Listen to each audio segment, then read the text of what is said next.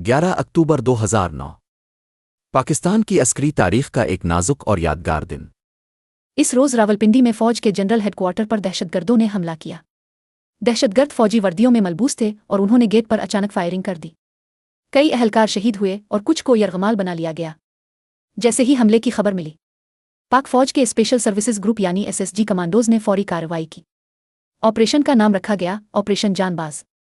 3 گھنٹے سے زیادہ جاری رہنے والی اس لڑائی میں پاکستانی فوج نے اپنی بہادری، نظم و ضبط اور قربانی کی روشن مثال قائم کی۔ دہشت گردوں کو گھیر کر ہلاک کر دیا گیا اور تمام یرغمالیوں کو بحفاظت رہا کرا لیا گیا، مگر وطن کی حفاظت کی قیمت چکانی پڑی۔ بریگیڈیئر انور، لیفٹیننٹ کرنل وسیم، میجر عابد اور میجر عدیل اپنی جانیں قربان کر کے امر ہو گئے۔ یہ دن ہمیں یاد دلاتا ہے کہ پاکستان کے محافظ صرف وردی نہیں پہنتے، بلکہ اپنی جان کو ہتھیلی پر رکھ کر وطن کی سرحدوں کی حفاظت کرتے ہیں۔